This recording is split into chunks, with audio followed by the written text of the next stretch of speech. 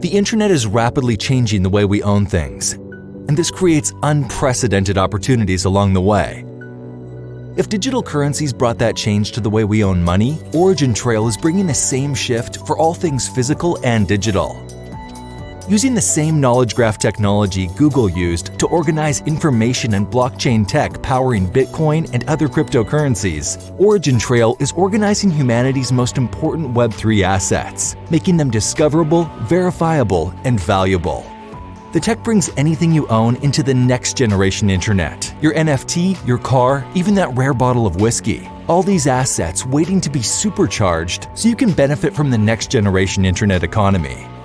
Join us in building the future of ownership and independence. Let's bring your assets to Web3. OriginTrail.io.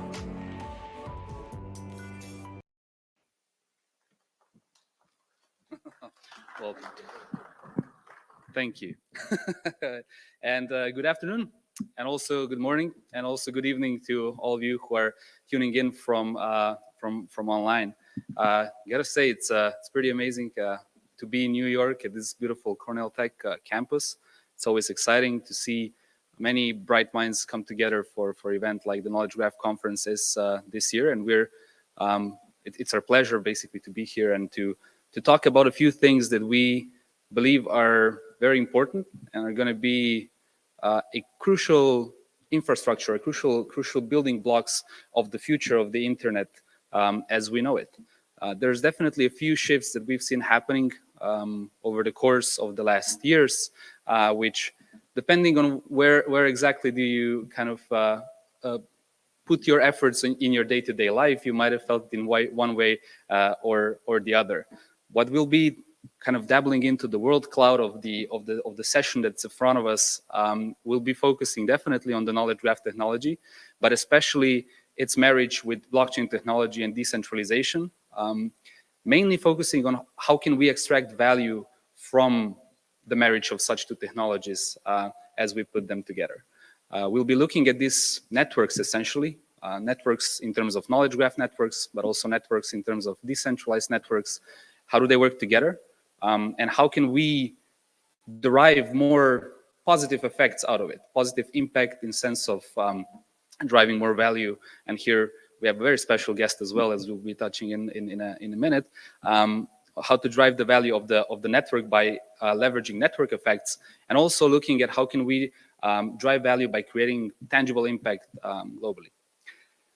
So we'll be hanging out for roughly 90 minutes, give or take. We're gonna cut this up, so make yourself comfortable. Grab a popcorn if you're at home. If you're here, I'm very sorry we didn't bring popcorn, but try to get comfortable. We'll be slashing this session up in a few different slots. So we'll start with the keynote address, which will then lead into a presentation on OriginTrail decentralized knowledge graph, and then we'll kind of dedicate the last part of the session to presenting some of the use cases that are currently utilizing the technology by having Dan join us on the stage, and a short panel discussion where hopefully at the end we'll also be able to take a question or two from the audience, especially in the room. So without further ado, and kind of me spending too much of the slot, because I think the next speaker is really doesn't require a lot of introduction, but here it goes. We're honored to have Dr. Bob Metcalfe joining us today.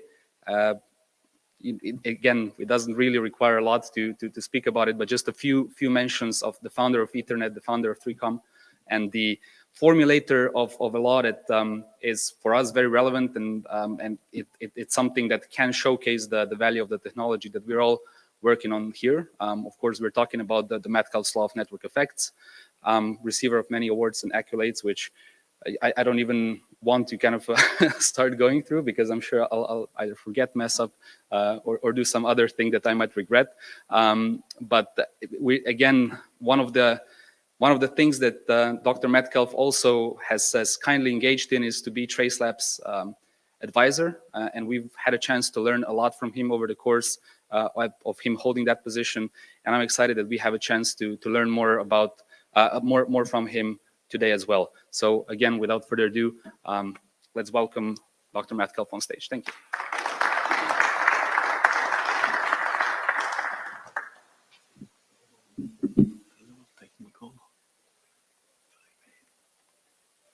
want to share a screen?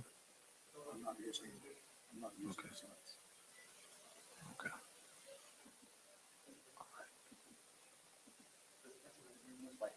Okay. I just wanted to remove the.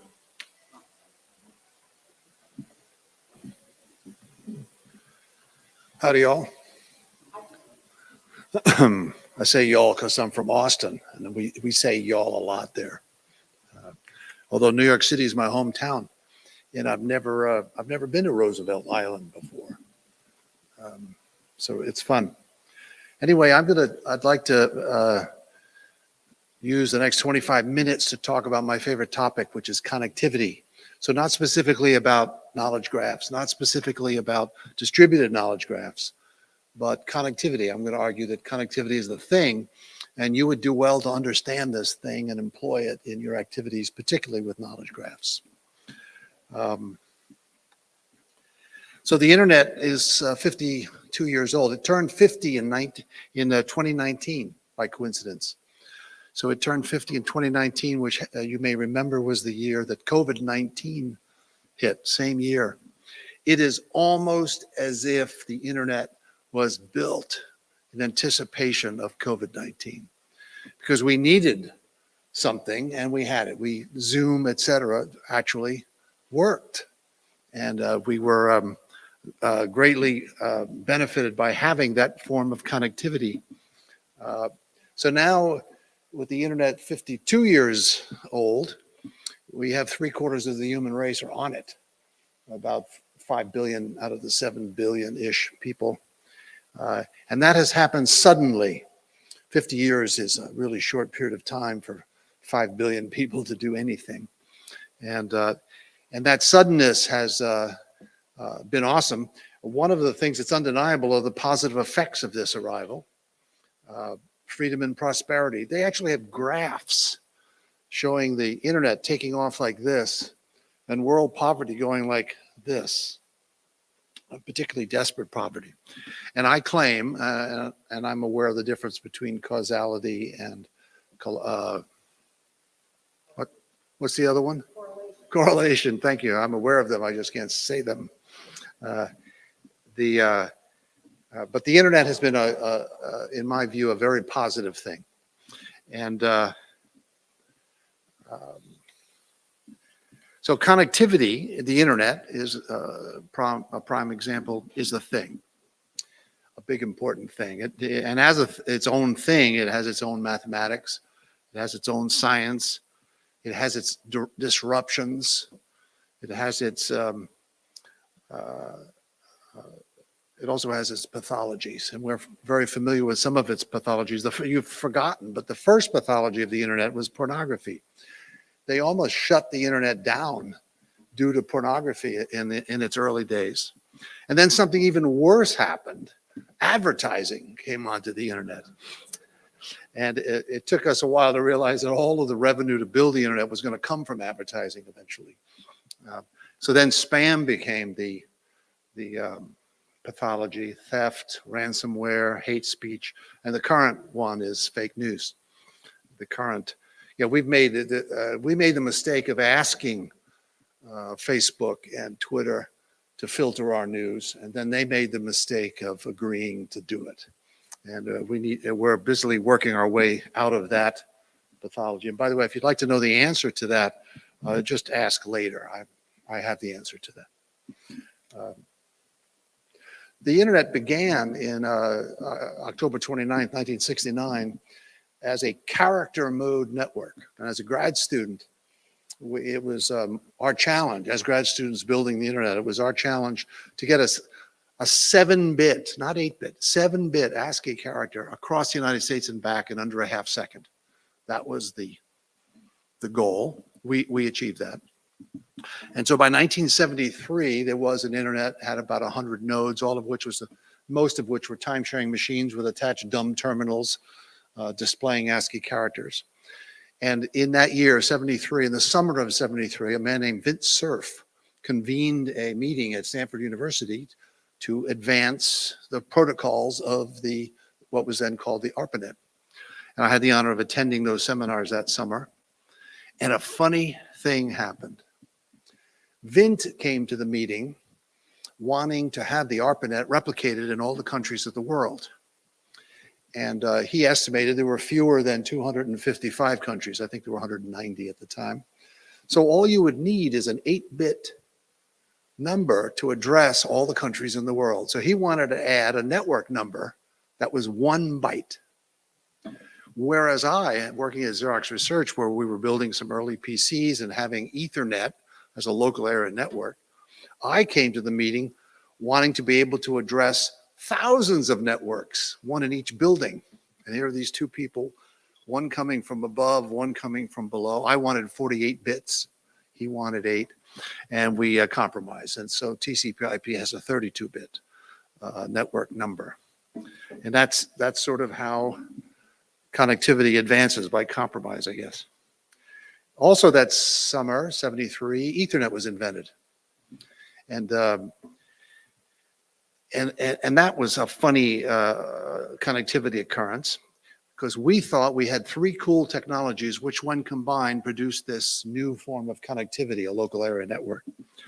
One is we concluded that radios were too big and expensive. So we couldn't use radio. We needed to use wire. So we decided to share a coaxial cable, and we used a Gerald, this is the actual brand, a Gerald tap, to tap into this shared coax. So if you had a PC and you wanted to become part of the network, you would puncture with a vampire tap, it was called, a Gerald. And we thought that was a cool technology. It had 2 benefits. The main one was that you didn't have to bring the network down when you installed a new PC. You just puncture it and be part of it. The second technology we adopted was Manchester encoding. We didn't want to have another wire carrying the clock. You know, when you send bits down a line, you have to clock them. And the usual solution is to have a separate line called the clock line. But we only wanted 1. We hated that we had to have 1 wire, but going to 2 is not possible. So we borrowed Manchester encoding from the University of Manchester, which basically put the clock in the packets. That is, the clock would, the signals would go, the first half of the signal would be the bit, and the second half of the signal would be the complement of the bit. So there was always a transition in the middle of the bit cell, and that was the clock that clocked the bits into the shift register and so on. And then the third technology is AlohaNet retransmissions. We needed a way to figure out how to interleave packets on the shared coax. And the University of Hawaii had a perfectly good system called the Aloha network that used randomized retransmissions, and we adopted it. So there was what we thought the Ethernet was: Gerald taps, Manchester encoding, and Aloha randomized retransmissions. All 3 of those are gone now. I mean, the Ethernet is 48 years old. 49 maybe. And all those technologies are gone, but Ethernet's not gone. You Google up Ethernet, there's more of it than ever before. So there's something called Ethernet out there. And here were the 3 things that in connectivity speak, here are the 3 things that Ethernet really did. First, it brought packets to the desk. Prior to Ethernet, what you had was a dumb terminal on your desk, and you spoke to the time-sharing system with ASCII characters, and you could run apps on a time-sharing machine, characters to the desk.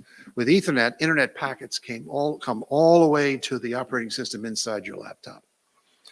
And that allowed one to write programs that could use internet packets directly rather than through characters. The second thing that Ethernet brought was abundance of bandwidth. The day before Ethernet was installed in my office, I had a super modern 300 baud per dumb terminal. The next day, it was 2.94 megabits per second, and I'll save you the math, 10,000 times faster in one day. That's abundance. So that eventually enabled the economic uploading of cat pictures. And then the third contribution is that Ethernet joined the then growing effort to standardize communication protocols, TCP/IP, Ethernet, eventually HTTP, HTML, URLs, that whole standardization. Ethernet was part of it, and we went through the IEEE for our standardization effort. So there you see, in connectivity terms, we thought we were cool with these three cool technologies that made a local area network, but long term we were surprised at the real impact. Then in 1979, Ethernet started to leak out, and it became a multi-vendor product, and it became part of the marketing strategy of Ethernet to market it as a standard. I'll tell you that the antitrust division of the Department of Justice helped. They said the DEC, the second largest computer company at the time, and Intel, the brand new semiconductor company, and Xerox, the huge, by then, copier company, could not meet to make Ethernet a standard. I'm sorry, could not meet to conspire to make Ethernet compatible among them.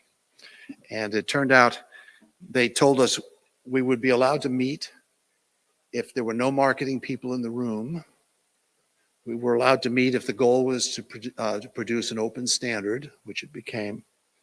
And let's see, they had other requirements. Oh yeah, there needed to be a government observer at all meetings. His name was Rob. His boss's name was Tom. Now, a feature of the internet was at the very beginning, we established an architecture organized around layering, the 7 layers of the ISO model, it was called. And this layering worked.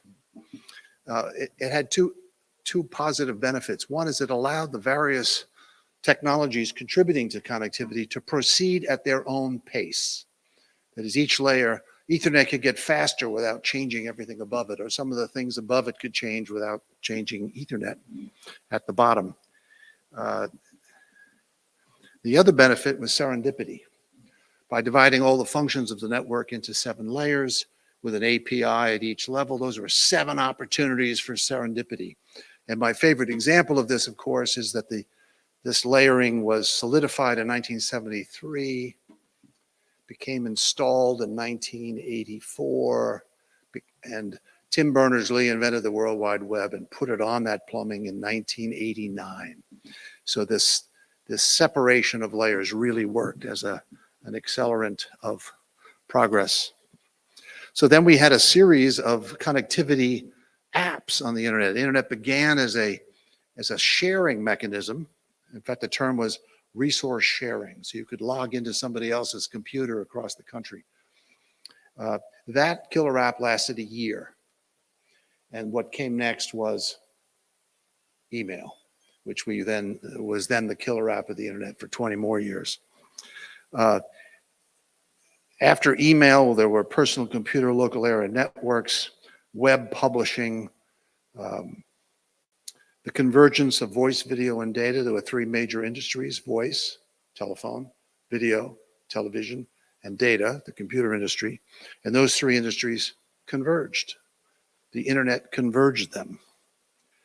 Commerce, search, social, streaming, and now we have Zoom, augmented reality, DKG. That must be the next one after the killer app, another layer of plumbing.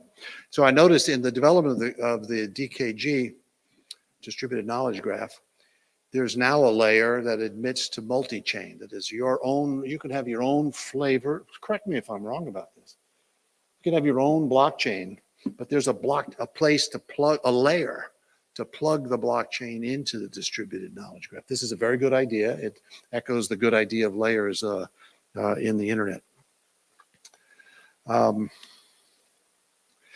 You can also make mistakes in connectivity, and I want to tell you about one, particularly painful. It was a $1 billion mistake.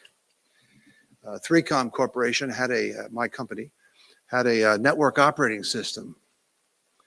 And part of its function was to share a disk. So we had a disk sharing thing. You'd have multiple PCs, and then there'd be this hard disk with 10 megabytes of storage.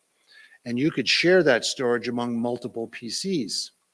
And that was called disk sharing.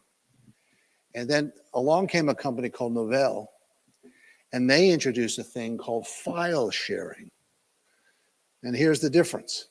Disk sharing, the disk was partitioned among the users, each of whom had their own exclusive access to their own files on the shared disk.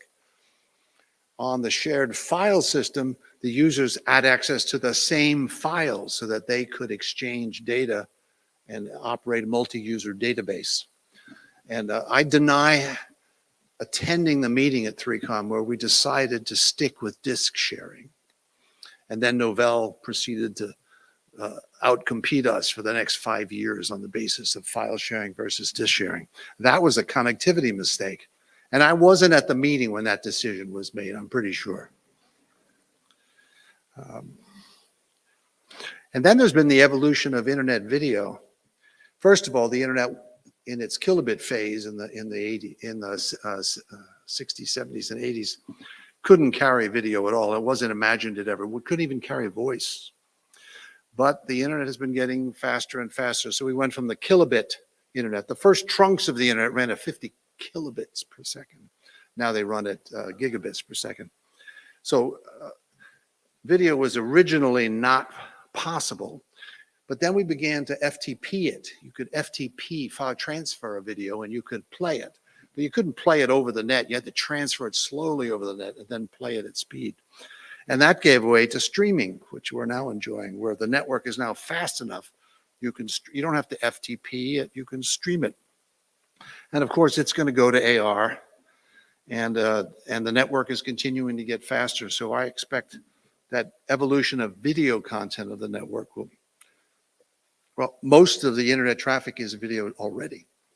And when I say most, I mean 90-some% of internet traffic is video now. And that's both streaming and YouTube.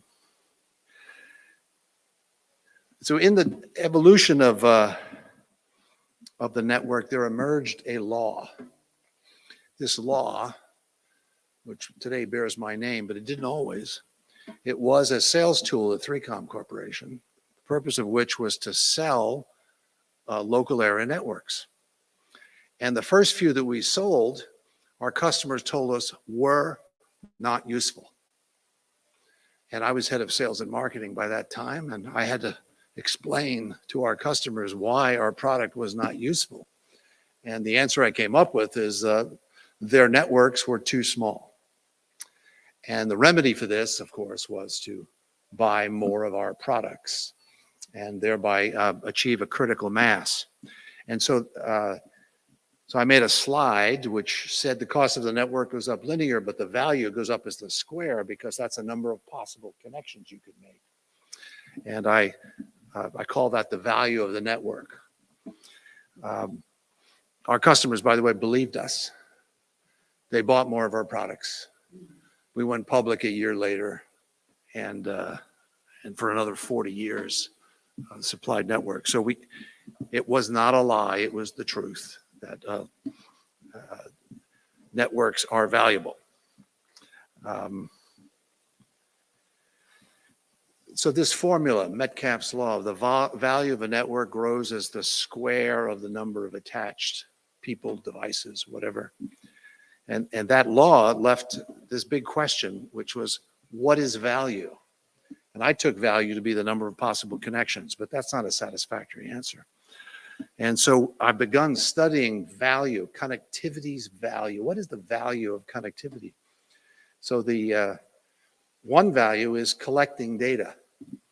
At Xerox Research, we collected the diagnostics running on the PCs over the network, and they were collected by a technician in the lab, and then the technician would go around and fix all the broken. So there was collection value in that connectivity.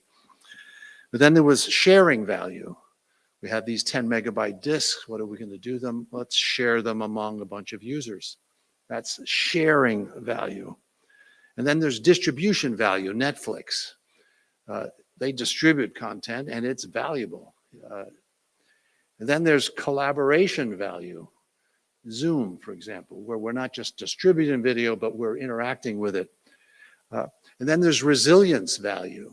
As you add connectivity to a network and you add resources to a network, the network should be increasingly resilient and valuable. It turns out you can build networks to be fragile if you want, but there are ways of building them to be resilient. And so there's resilience value added by connectivity. And then there might be a thing called knowledge value. That is the sharing of knowledge in a distributed knowledge base. Now, what we'd all like is when we introduce new applications to the internet, we would like them to all go viral. And so that's the most frequent question I get is how can I go viral? And virality is a function of the surface area in the space of connections that you can muster. And you want to maximize your surface area. And that surface area is a function of both the number of people who are already members of your network times the number of people who are not yet members of your network. And it's the product, I argue, it's the product of those two numbers that is the slope of your virality curve. Some people think that virality is word of mouth, that if I tell you that the network's good, you should buy it too. And that's a good thing. Positive word of mouth is a good thing, but it is not the strongest form of virality. The strongest form is when it's in the interest of your users for their friends to also be users. And my favorite example of this is a service that reports deadbeats. So in an industry, let's say there's 10 participants in the industry, and there's this service that reports deadbeats. Each of the competitors wants the other competitors to also be member of this service. Why? Because when a deadbeat comes to your competitor's site and stiffs you for money, you want to know that before you let them stiff you for money. So that's an example of where the user wants other users, in fact, even competitors, to be members too. So if you could create that situation in your application, that is virality. So you might, having listened to that list, which is a crude list of connectivity values, you might get the impression that connectivity is done now. The internet's 50 years old. We are about to do 5G and Wi-Fi 6. And so basically we're done with connectivity. We can relax. We have all we need. And that's not even close to true. And my favorite way of arguing that is with a paradox. It's the neuron transistor paradox. Neurons are these pitiful little devices that run at hundreds of hertz. And transistors are these fabulous things that run at gigahertz. And transistors are 5 nanometers on a side, whereas neurons are these huge sprawling things that can be a foot long or 2 foot long. So transistors are much cooler than neurons. But for some reason, neurons can make brains which are much smarter than computers. So these pitiful neuron devices outperform dramatically these really cool transistor devices. That's a paradox. And the way to answer the paradox is we haven't figured out how to connect our transistors yet. We're still figuring it out. And the neurons a few billion years ahead of us. The neurons have 10,000 connections, whereas your average transistor has 3. So there is plenty of headroom in the connectivity space. There's a lot to be learned about connectivity. And with that, I have on time finished my remarks, and thank you very much.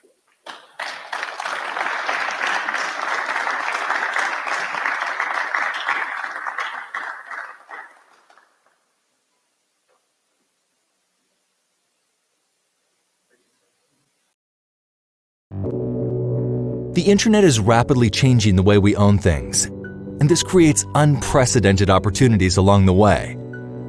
If digital currencies brought that change to the way we own money, OriginTrail is bringing the same shift for all things physical and digital. Using the same knowledge graph technology Google used to organize information and blockchain tech powering Bitcoin and other cryptocurrencies, OriginTrail is organizing humanity's most important Web3 assets, making them discoverable, verifiable, and valuable. The tech brings anything you own into the next generation internet. Your NFT, your car, even that rare bottle of whiskey. All these assets waiting to be supercharged so you can benefit from the next generation internet economy. Join us in building the future of ownership and independence. Let's bring your assets to Web3. OriginTrail IO.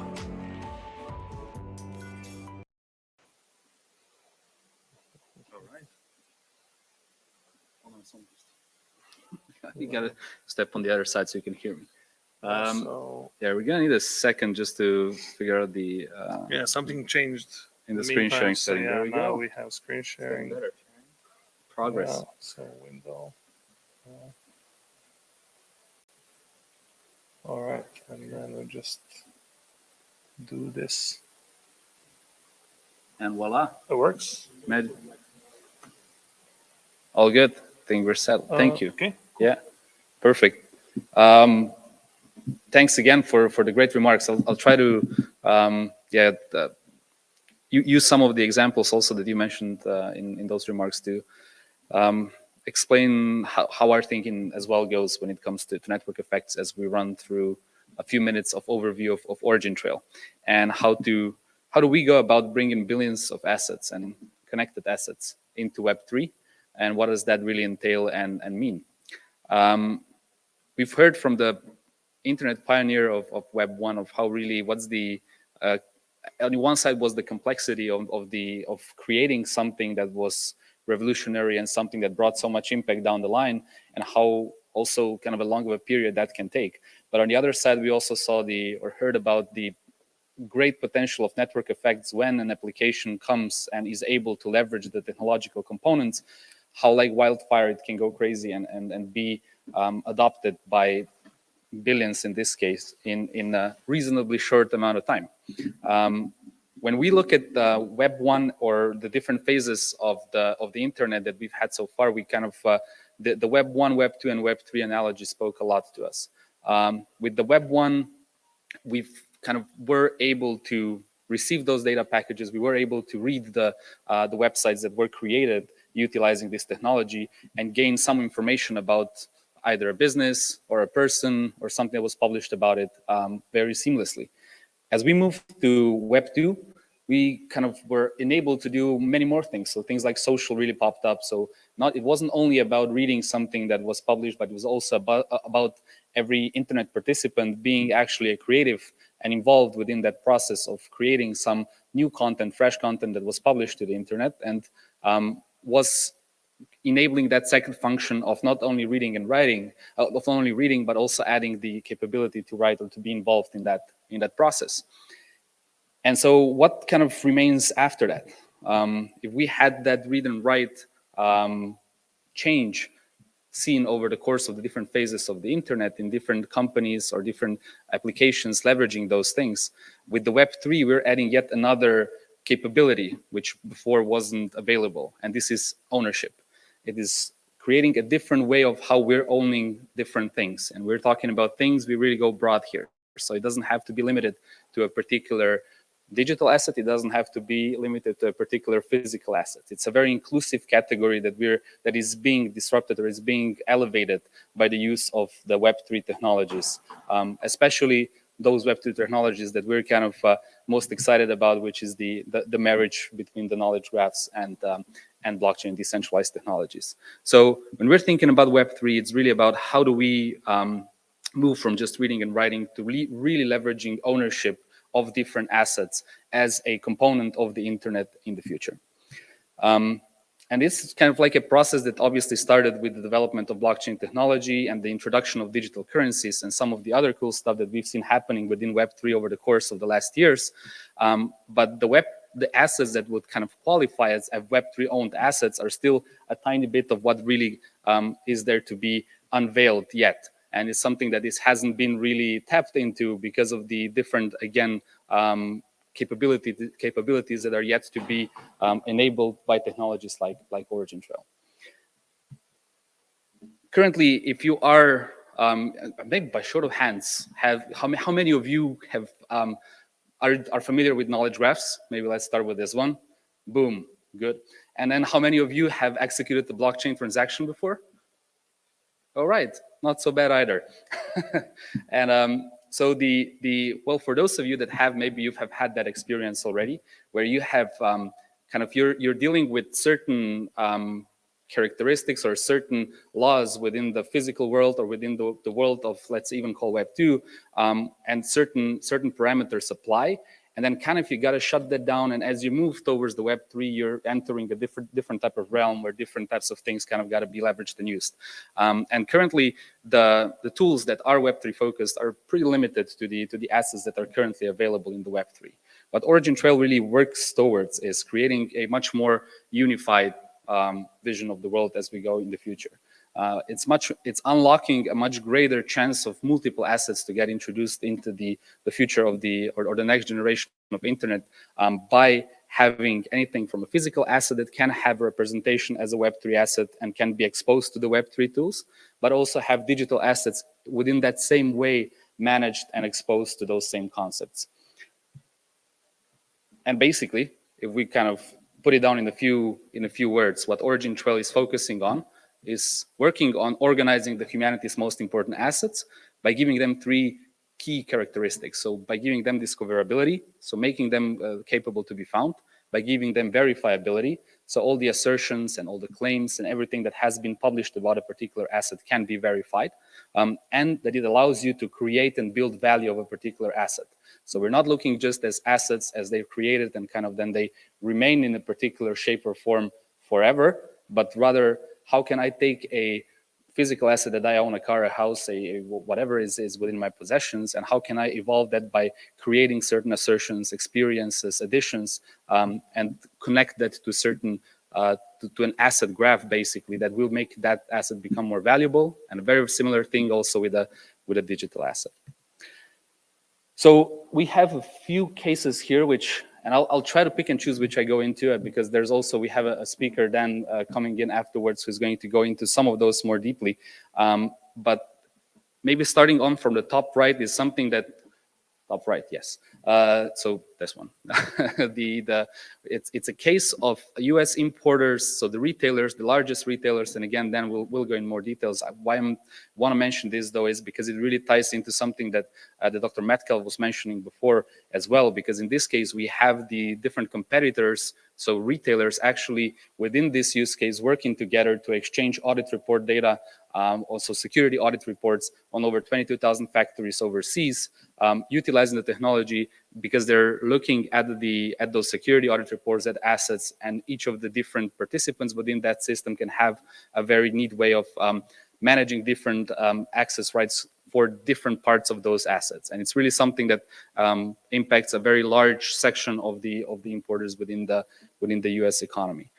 Here underneath, we see the same technology getting utilized within the pharmaceutical industry, enabling higher levels of transparency in assets. In these cases, in this case, are donated medicine. Again, I'll leave that to Dan to go into a little bit more details.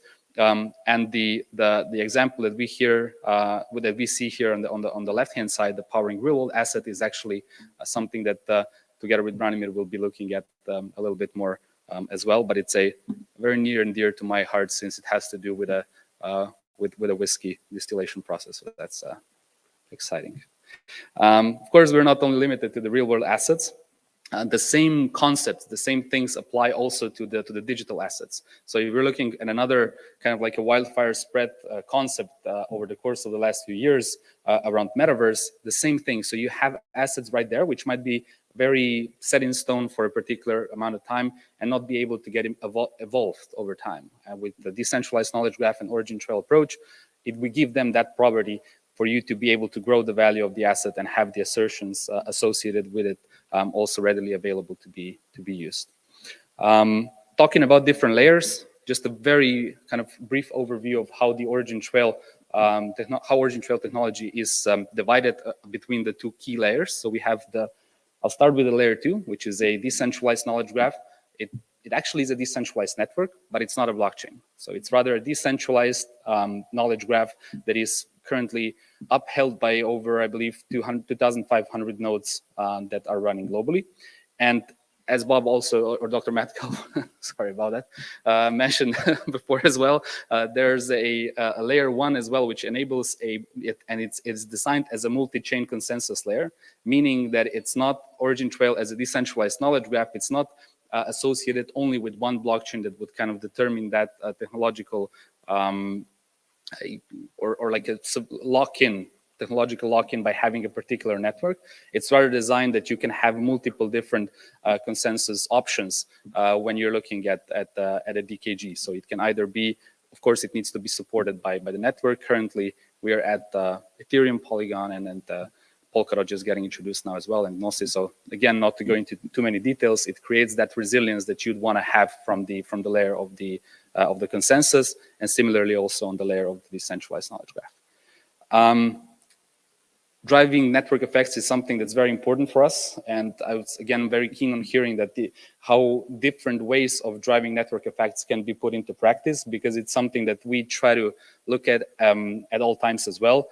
So it's one, driving network effects through the ecosystem, again something that ownership concepts can enhance very much so, and we'll be again hearing from some of the ecosystem participants as well in a little while. It's not limited just to that. Of course, OriginTrail also drives network effects on the technological layer. Being a decentralized knowledge graph, it fosters connections and connectivity. And that being either between users, between assets that are published on the decentralized knowledge graph, or even between keywords describing those assets.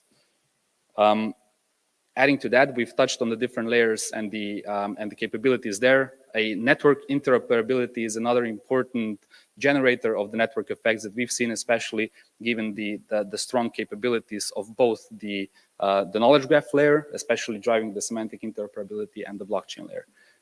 All right. So let's see how things kind of, what does it mean to bring your assets into the Web3? So you can create an asset, like I said, we mentioned before, it can be any type of different asset, either a physical item or a digital asset, by giving it a unique identity and associating it with the different keywords that makes them discoverable. You've basically created an asset on a decentralized knowledge graph. Once you have that asset created, you have to make it discoverable. So here, knowledge graph technology obviously plays a very important role, as all those keywords allow you to search for different assets in a much easier way than you would with any basically existing option that you would have today. You can evolve it. So evolving an asset means that it's not something that's just a 42-character hash stored in a clunky database, but it's rather something that you can add your assertions to. You can describe the provenance of a particular asset, either digital or physical. What has happened to it? What did you do to increase the value of it, so that when you come to 20 years down the line, you want to gift it to your kid, or you want to sell it on, that's the value that's really going to be there, describing a particular Web3 asset. Of course, once you've kind of established it, you make it discoverable, you've created something that has Web3 assets. The point is you can also use it within different Web3 tools. So think around decentralized finance, think around metaverse. You can bring stuff that previously wasn't exposed to these concepts and unlock the value that lies therein. It might be that it requires a bit of how to say it, creativity to create things that function in a way that are understandable and they can be quickly adopted. But the important unlocking factor by making something a Web3 asset on the DKG is that you are able to do so. So you can now look at this the category of tools available within the Web3 as something that can be leveraged also within the different use cases. And of course, there's also, after you've created it, after you've made it discoverable, you've kind of grown the value of it, and you're able to use it within the Web3 natively. There's also, because of the ownership aspect of it, also a possibility to transfer it, either, again, as a gift or through a marketplace like we see here. All right, I think that wraps up about what I was wanting to go through, and it's a demo time.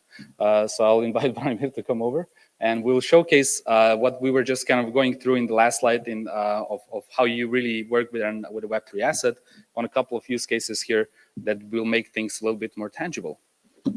So Branimir, take it away. So yeah, thank you, Tomas. We have a special thing to show you today, and actually like this, and that you can win if you actually join us later at 7 p.m. We have a special event here in Brooklyn at a bar. It's an open bar, right? We have the drinks, right? So we have the drinks, and we have a special edition of 100 of these Metcalfe's Obey the Metcalfe's Law t-shirts. And we actually made them as a showcase. You'll notice in the bottom left corner a small QR code, which really actually represents something which we have introduced into the Web3 space, which is an extension to the URI URL scheme called Unique Asset Identifiers and Locators, UAIs, UALs. And actually, I'll show you briefly. Let's hope I'll be able to show you, because I want to scan this. So I'm not sure if the sharing of the screen looks okay. So I'm gonna try using this thing, which I guess requires my camera. If not, I have a, okay, oh, there's me. Okay, so let's see if that code gets read. This way. Yeah, I think I'm just gonna open the URL. I have it. So yeah, I'm gonna do it like this. So here you go. This is actually a prototype of so it's a profile of this particular Web3 asset. And when we say this particular Web3 asset, I will actually show you tomorrow how to create them, so that we have a special 30-minute workshop where we're looking into this. Essentially, what we're looking here is at really a knowledge graph entity, which has its own blockchain record. And this entity is the Obey Metcalfe's Law t-shirt, which has a specific UAL. You can see it here. Again, I'll explain it more tomorrow, but it's actually completely kind of an extension of the existing standards, which introduces decentralized identity, which is another W3C standard. But it also has an owner, as you can see. And right now, I'm the owner of all 100 t-shirts. But later, when you pick one at the party, I'm gonna actually send you this, so you will be able to claim this ownership, which is actually recorded on the blockchain, as we mentioned previously. Obviously, there's a graph behind it. So this is schema.org type of product with some basic information there. As you can see, this is made out of cotton. This is t-shirt number 98, size XL. But there's a couple of things here that you also might recognize, which are basically URLs to the manufacturer. So there's also a manufacturer asset and a specific actually set of the actual print. I can load that as well.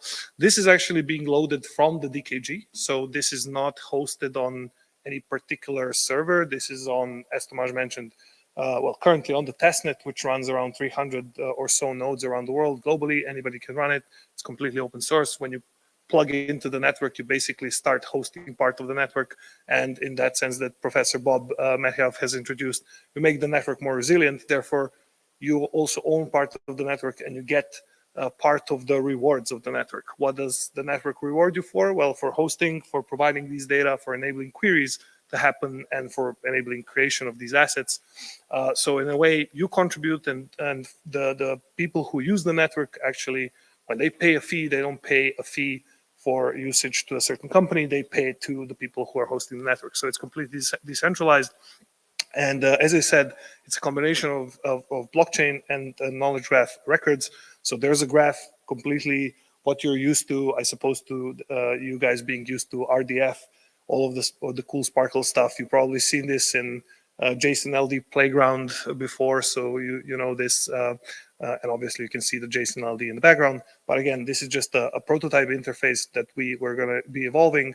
The key difference here is that this particular asset state graph is actually something that you can own. So if you're the owner, you're able to update it, you're able to extend it, and one day when you sell it to somebody, you're actually selling the ownership of that state, which then this other person is able to then update. Or you can actually give access control to somebody else because you're the owner, meaning the access control maybe just to query it, but also to potentially extend it or connect it to something else. So this, back to this notion of Web3 ownership, is what this actually enables you to do, and it enables you to do that via a blockchain of your choice. In this case, this is on a testnet of Polygon blockchain, but the idea is to build it obviously interoperably, so you don't have to be locked into something. You can even do your own. And yeah, basically, you get a couple of very interesting properties here outside of just being able to obviously do the usual knowledge graph things and ownership. You also get this verifiability. So what do I mean by verifiability? I'm just going to scroll very quickly. Each update of the state is called an assertion, and with an assertion, you're actually able to check who the real issuer was of this. The issuer has to have a decentralized identity, and you can verify that obviously by a signature. You can verify the integrity of that particular issued data set, so that there couldn't be like a man in the middle change, somebody from this decentralized network sort of changing the data underneath you. You're actually able to verify that this is indeed the latest state and that it's indeed in the right form. And then finally, you can verify the data model because the data model is obviously indicated inside. So this is something that actually might be mentioned later by Dan as well, because we've employed this particular system within several use cases that BSI is using. So, and apart from the t-shirt, we also have an interesting showcase, which I would like to invite you later to come to see, perhaps in person, but you can bring it to me so that you know what it is. So this is actually a demo whiskey bottle. We actually have one of the people responsible for this future to be amazing drink here, Keith, with us, our partner. This is also going to be a Web3 asset. So essentially what you would get with scanning this QR code, you will get the complete history of this whole product. So in terms of supply chain, they call it from grain to glass, right? You will know everything in terms of the grain, the mash bill, the casks, actual multiple barrels, casks that they're being used, and bottling. So the whole process, that bundle of data is actually a graph, and that graph is a particular asset. And we see that as obviously a valuable asset for brands like Church of Oak. So you're going to be able to see that later in the demo. And obviously, hopefully in the future, very soon, you'll be able to drink it. We don't have a proper whiskey inside because it's still maturing. It's a very new whiskey distillery. So it takes, 5 years, right? So we're still not there, but the whole system is there. And it's all built on technologies that you guys are probably used to. So to finish off this short demo, I'd like to invite you later to our event. Now we'll have obviously some more talks. But if you want to know more about how this technically works, I'm the guy to ask. I'm actually the CDO. I'm going to show you tomorrow at the workshop. I think it's 1 or something. I can show you exactly how to do it. So we have an SDK. I can explain everything behind the blockchain transactions, which I'm sure there might be quite a few questions about. So yeah, in the interest of time, we continue with the presentations, right? Or questions? Okay. Yeah.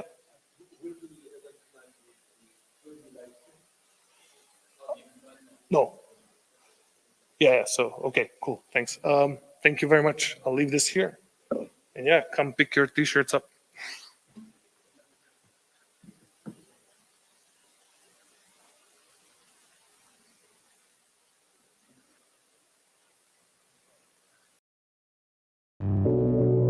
The internet is rapidly changing the way we own things, and this creates unprecedented opportunities along the way. If digital currencies brought that change to the way we own money, OriginTrail is bringing the same shift for all things physical and digital. Using the same knowledge graph technology Google used to organize information and blockchain tech powering Bitcoin and other cryptocurrencies, OriginTrail is organizing humanity's most important Web3 assets, making them discoverable, verifiable, and valuable. The tech brings anything you own into the next generation internet. Your NFT, your car, even that rare bottle of whiskey. All these assets waiting to be supercharged so you can benefit from the next generation internet economy. Join us in building the future of ownership and independence. Let's bring your assets to Web3. OriginTrail.io.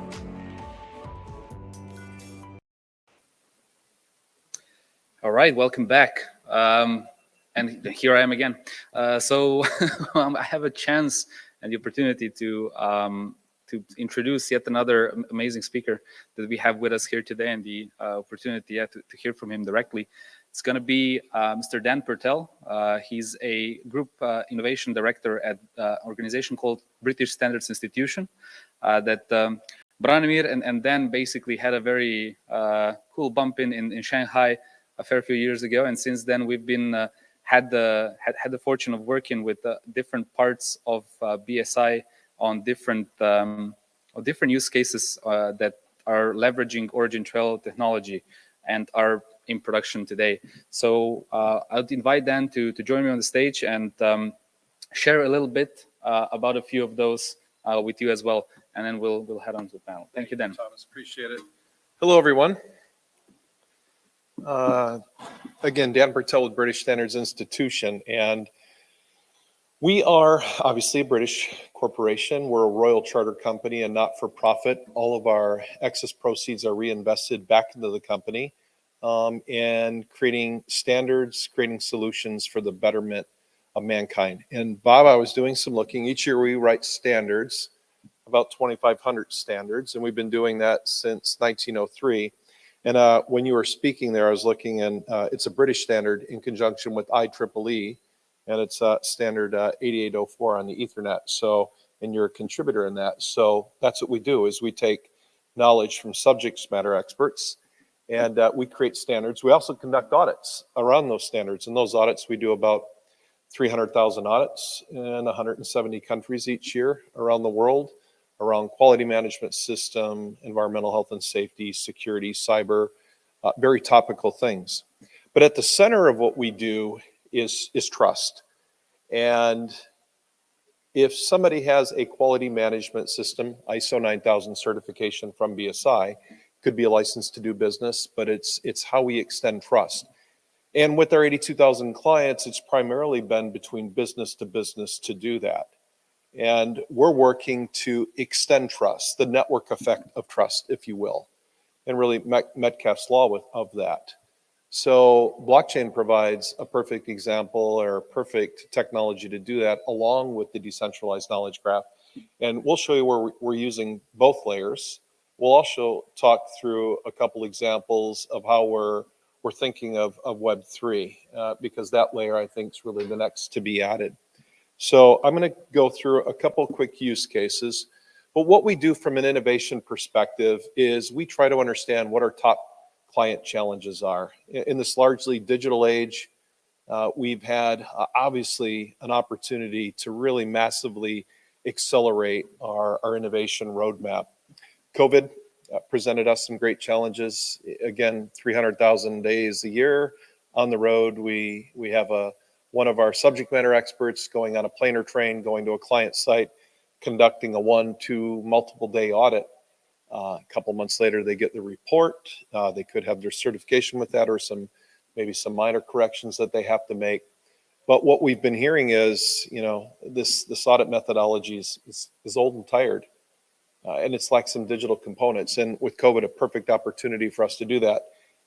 In came our immersive technologies. We're using smartphones, smart glass technology now to certify corporations, and that was great. Future compliance gaps, I won't get into that, but we have a huge AI practice where we can actually predict, largely by country, by flavor of audit scheme, and by type of audit, what nonconformities are likely going to exist.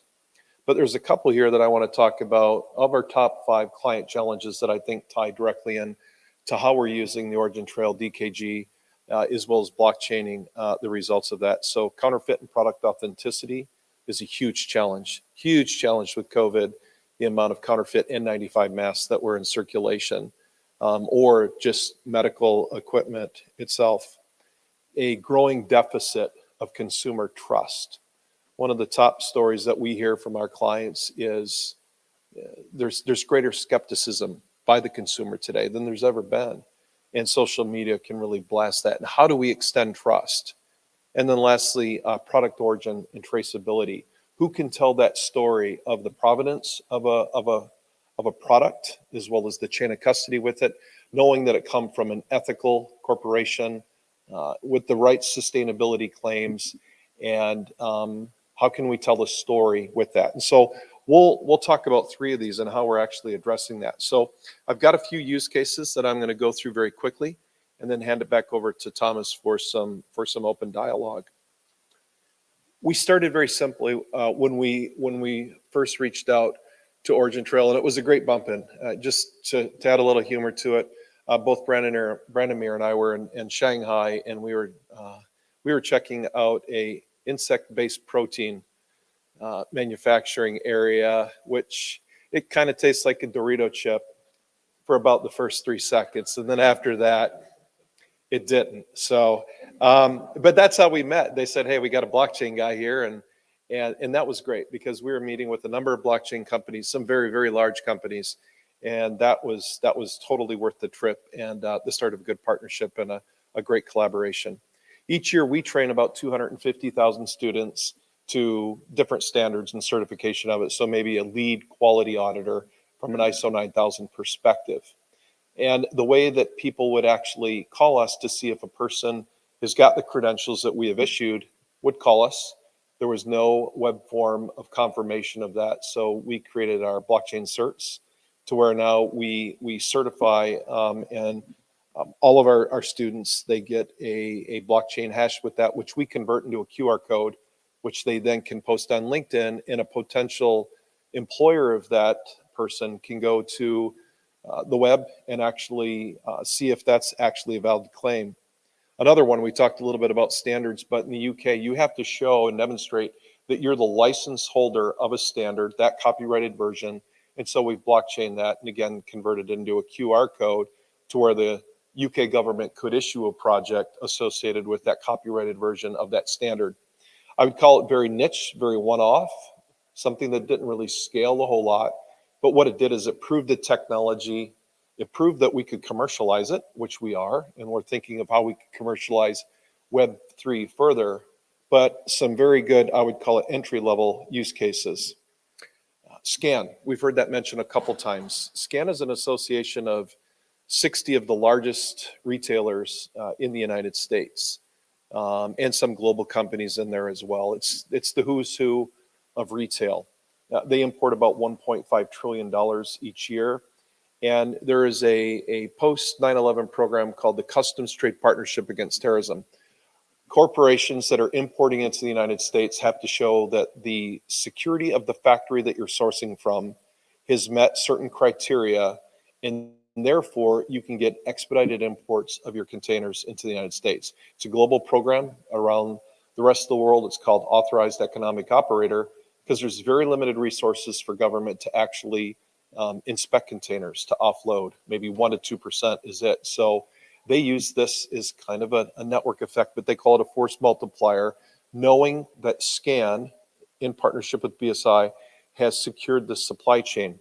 We work with 6 different audit bodies, and one of those audit bodies is also BSI.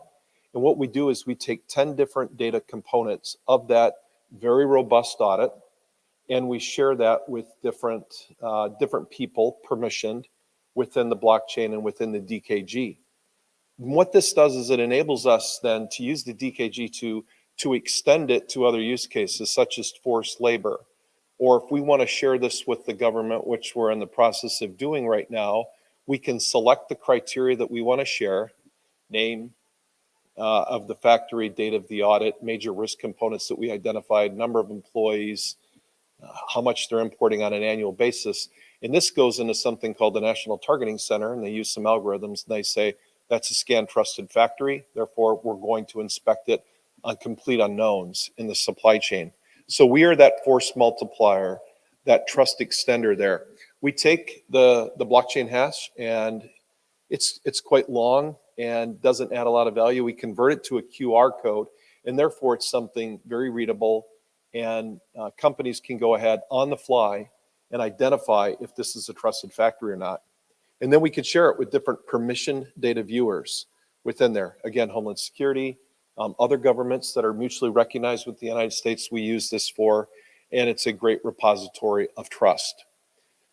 This was established not because, it was something that just jumped off, but we had a lot of people making false claims that they carried the credentials, that they were part of this association, that they were actually certified. They did some wonderful jobs photoshopping documents, showing that, you know, everything from photographic evidence and a complete executive summary of the audit, which was completely false, just to get that order. So it's brought trust to an untrusted area, and it's been very successful. Looks a lot different than a blockchain. This is the way it's actually visualized using Branimir and his team and Yuri and some of the OriginTrail folks. We've actually been able to build an interface within our software where they then can, very similar to where we just looked at the WSKI, we can go and we can revalidate that that is in fact a valid audit using DKG. We will connect this to others. Another example is, again, what we saw and what you'll see the demo, it sounds like later, and it's the Church of Oak, the whiskey, and from grain to glass. Again, provenance in supply chain is one of the top 5 challenges for our clients. And with that growing consumer trust, how can we put it into the hands of the consumer? And that's really the network effect here. And it enables us from really transitioning from a B2B type of company to consumers. And so this technology is enabling us to do it. From farming, malting, distilling, the storage of it, we can tell the story of that bottle, exactly what it was meant to do, and the authenticity claims associated with it. You'll see that in our world, we're bringing these systems to, I would call it untrusted trade. And we see a lot of counterfeit activity within the spirits sector, and this brings trust. I mean, you can actually buy counterfeit goods and duty-free, unknowingly to you, and probably unknowingly to duty-free as well. This takes care of that, and it provides, and it takes the consumer or the person that's actually scanning that technology through the story of that brand. I think it adds value to the brand when you can actually not only authenticate and confirm that it is what it is, but you see the story behind it. And I think it's a neat story to tell, and I would encourage you to go ahead and see that in practice. The other one I wanted to talk about, and it's serious, it's donated drugs around the world, pharmaceuticals, vaccinations, have about a 30% counterfeiting rate, diversion rate associated with it. And so people that don't have the money to purchase medicines, life-saving medicines that they need, it could be and commonly is diverted or stolen for profit. So how can we provide an end-to-end supply chain visibility and trust for pharmaceutical companies that are donating drugs in this sector? And we actually have a pretty large use case that we're working on right now. It's actually ongoing from pharmaceuticals in New Jersey here, heading over to India to 26 different medical treatment facilities. And what we're able to do is track the product using the DKG all the way from the point of origin, which is here in the United States, throughout the chain of custody in the supply chain, to the distribution center, to the medical treatment facility, and to the patient. And that in turn provides trust. And it's a great use case. I love it. And what we do is we then incorporate that into our different software solutions. So we have these it's an application that we have called Screen Connect, to where we have our technology that is interfacing with the knowledge graph. And in turn, we can actually have a very robust dashboard to show right down, not to the lot level, but down to the individual tablet or the individual vaccination, who that's actually being administered to. And kind of a fun story, and I think where I think these different layers bring trust, and a good demonstration of that is in the process of doing this, we had, call it a faulty implementation, to where the treatment facility said, the scanning technology isn't working as designed. When in fact, they were trying to scan something like from me to that chair away and moving it around. And we actually were videotaped how they were doing it. We were wondering why they were doing that. We know they know how to scan a QR code or a barcode. And so that was red flag number one. Red flag number two, and it's a pretty big red flag, is when a whistleblower came into the story and said, yeah, some of this product is being diverted by management. And so, what we say is trust is transparency and transparency is trust.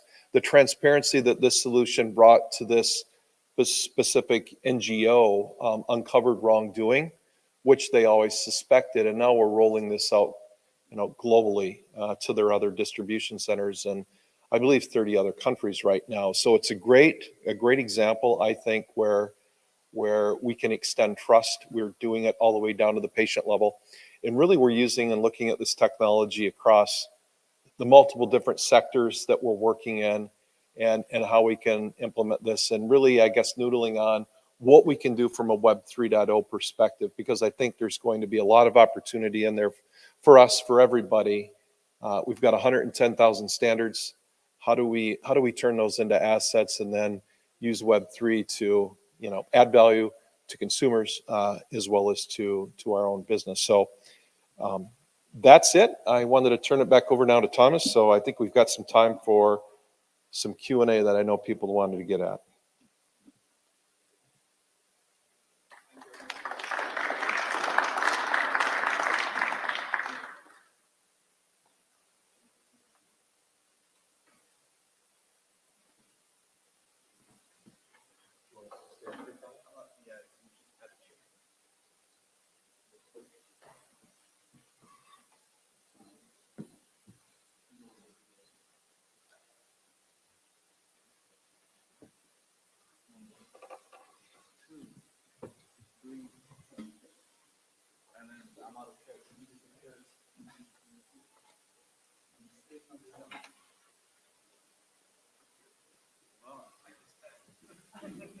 All right, I think we can squeeze you in.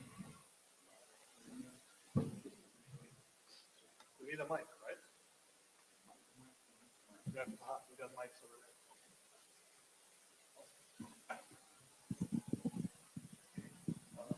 There's a couple of people here.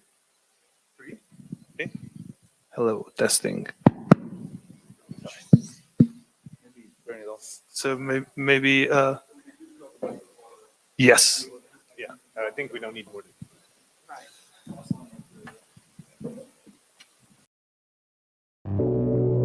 The internet is rapidly changing the way we own things, and this creates unprecedented opportunities along the way.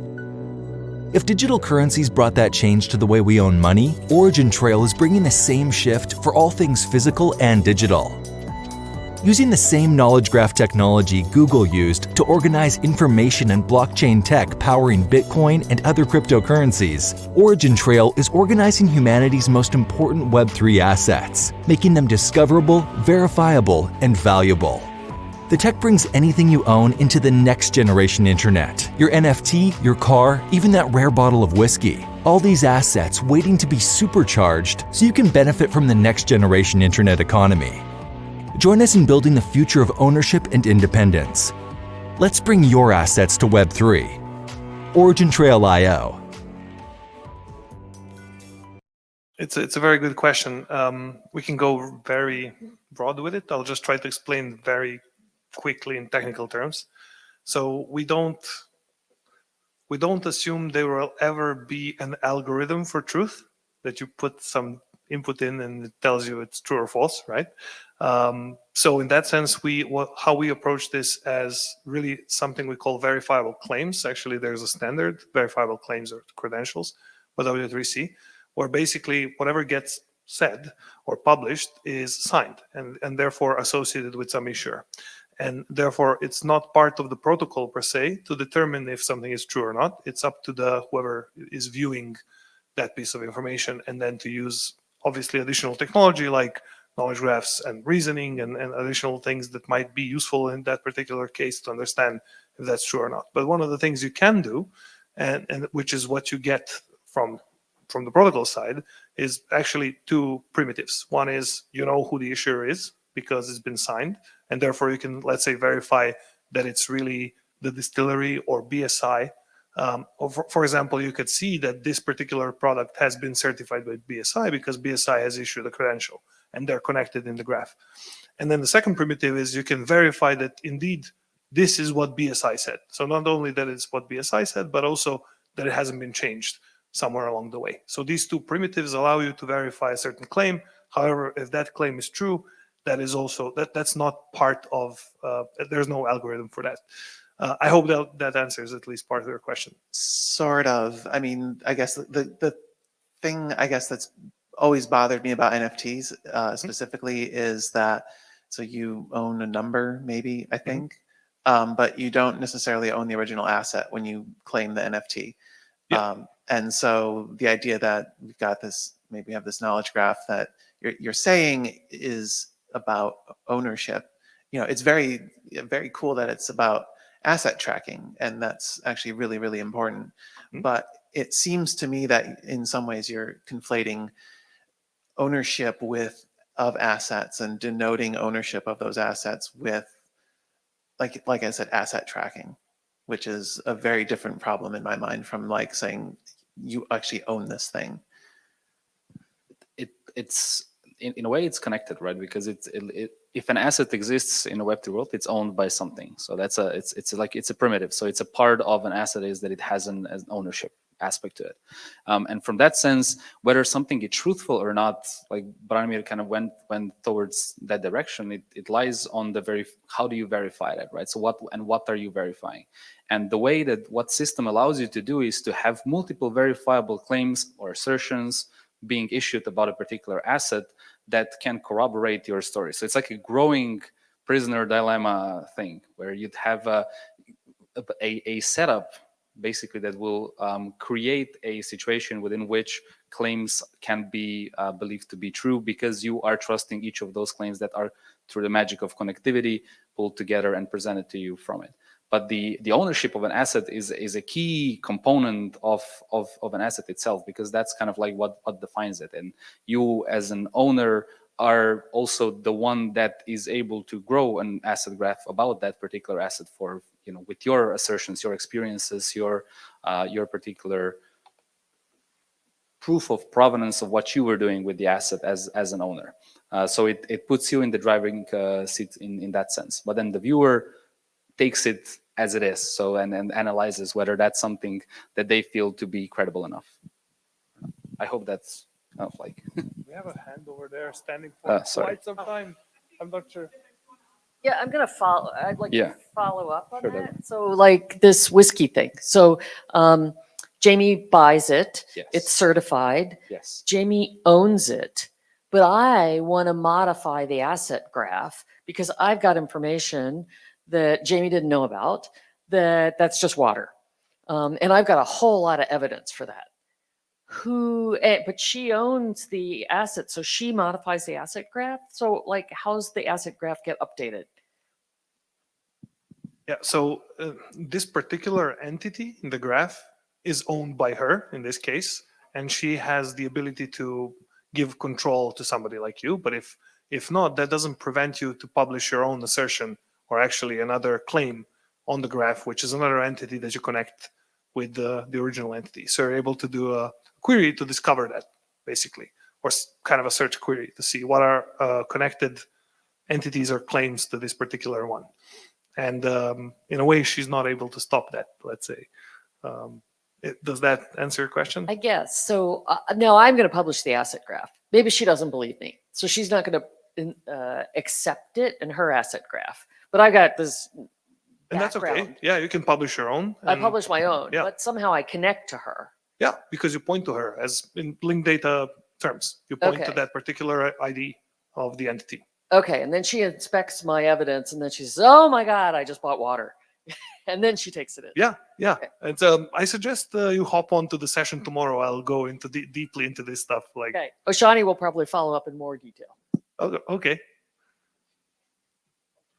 But yeah, perhaps the technical questions are really great for tomorrow, since we have these cool people here for another 10 more minutes, I guess. I promise my question is not going to be that technical as Jamie's question. Just like to introduce myself, my name is Oshani. I'm from RPI, same as Jamie and Deborah there. So my question is actually on the interoperability aspect, and because Bob talked about the history of the internet and like all the layers, and I was happy to see in one of the slides that you had multi-chain consensus. And I personally think that that's one area where you can apply knowledge graphs, because all these different blockchains, although they're decentralized, they're fragmented, and it's very hard to, do transactions across, these chains. And it's kind of the same problems we've had in the internet, I guess. Like, we have TCP/IP to solve these problems in the internet. And now there are lots of different solutions, but there are also lots of different solutions. There's no one TCP/IP for blockchain interoperability. So I was wondering, like, is the knowledge graph approach the right kind of thing to solve this blockchain interoperability problem? Are you doing anything about it, or are you piggybacking on top of Polkadot or any of the other solutions you mentioned? Ooh, that's a wide question, but I'll try to be quick. So essentially, yes, the next generation blockchains like Polkadot essentially have this bridging capability between blockchains sort of inherently baked in. However, that doesn't mean that like old school, let's say, blockchains can do it. The DKG could be used as an intermediary oracle, so that you would be able to issue a graph that then could be ingested in another chain that's connected to the DKG. And because it has all the verifiability proofs, then you're able to use that for a state transition in the blockchain, saying, let's say a smart contract would believe this graph because it's able to verify a certain issuer and certain thing happened. So it could be done. We are not particularly focusing on that as Trace Labs.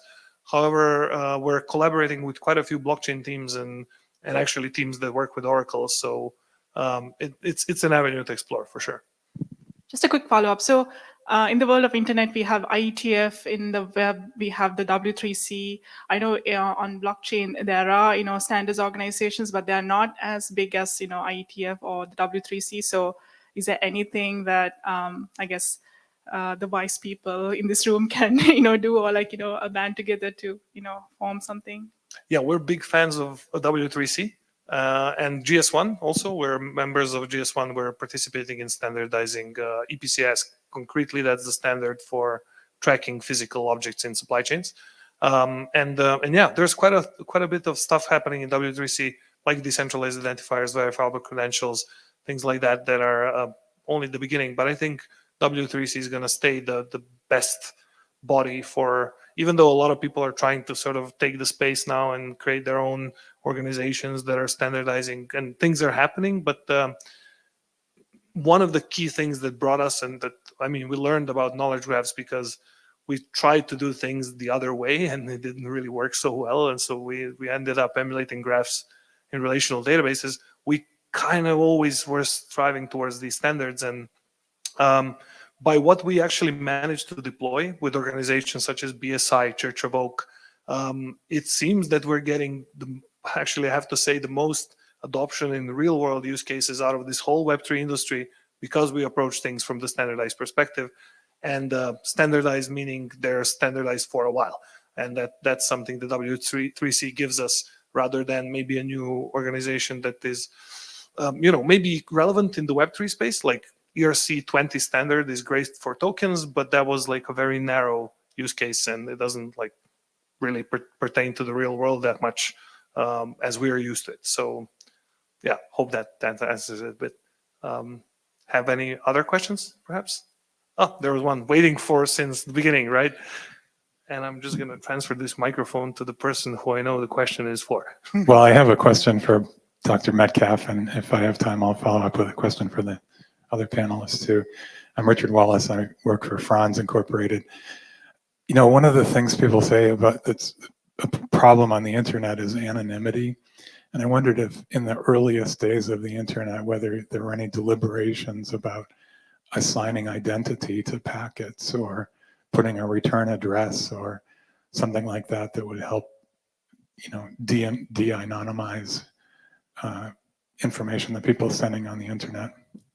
Well, packets do have source, they have destination and source addresses, and we worked really hard. To a person. Tying it back to a person, I mean. No, in the early days of the internet, and perhaps even today, anonymity has a very high priority, and it shouldn't. And that's probably half our security problem. Is anonymity is so admired. I think anonymity should be the exception, not the rule. But I have put a lot of source addresses in a lot of packets, and no one looks at them. Thank you. For the rest of the panelists, I was wondering about if the asset is confidential information. So I work with patient data, and how could I store confidential patient information on the distributed knowledge graph and attribute ownership, but prevent people from seeing my medical record? Yeah, that's a very valid question. Not only for the the healthcare industry, pharmaceuticals, but pretty much for any business sensitive data, and how is that shared. So how it works is that the decentralized knowledge graph actually enables you to decide what part of the graph you want to share with whom. So in the situation of, or in the example of the donated medicine tracking that we have, who are the involved parties? You have the manufacturers, right? So producers of medicine. You have the donating organizations, have the in-country organizations, and you then have the treatment centers at the end of the day who distribute the medicine to the patient or administer medicine to the patient.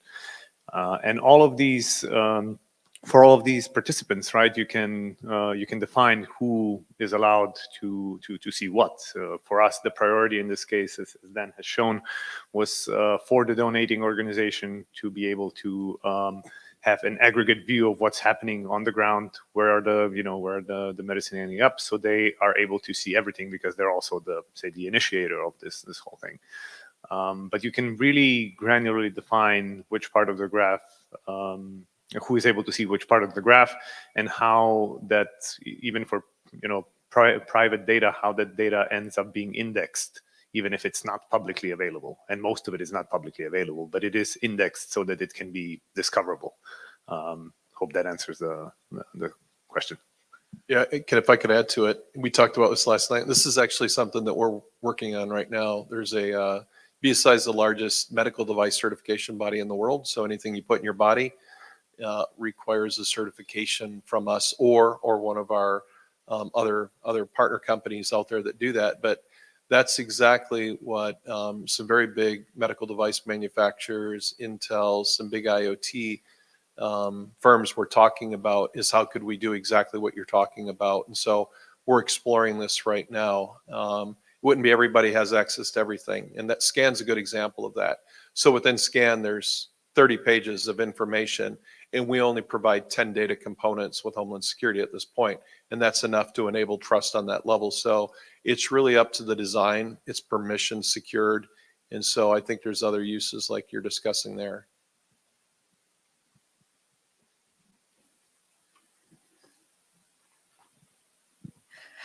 So I had a question. So you used the example there of the whiskey bottle, and whiskey being kind of quite a valuable asset. How cheap is this realistic to go? Like things like tea bags, where we want to know if they're fair trade, or like lip balms if we want to know they're not counterfeit and going to glue our daughter's lips together and things like that. Is that realistic, or is it only the more expensive assets that it's like worth it? Yeah, sure. I can give a first stab. So there are two components to the answer. So as we have progressed and are progressing with the new iterations and versions of the knowledge graph, one component or one thing that has consistently improved is scalability. And scalability meaning not only in terms of the number of assets that you can support, the speed of queries, but also scalability in terms of cost. So we've significantly reduced the cost, and this, it continues to go and will continue hopefully to go lower and lower, meaning that the also lower margin items, especially you mentioned tea bags and other food items, they are usually the ones that you are the most important to track, since you put them in your body, but they're also price sensitive in terms of technology that they implement. So definitely, my answer is yes, it will be possible. It is possible.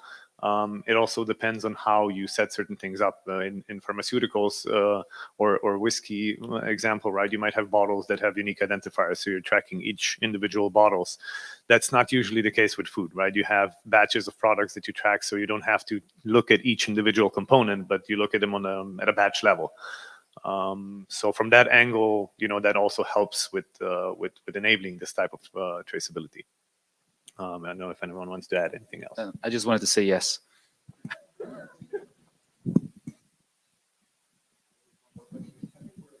Oh, we're at hour? All right. Well, thank you very much, all of you on the stage. Thank you, everyone here. And I hope you all enjoyed this as much as we did.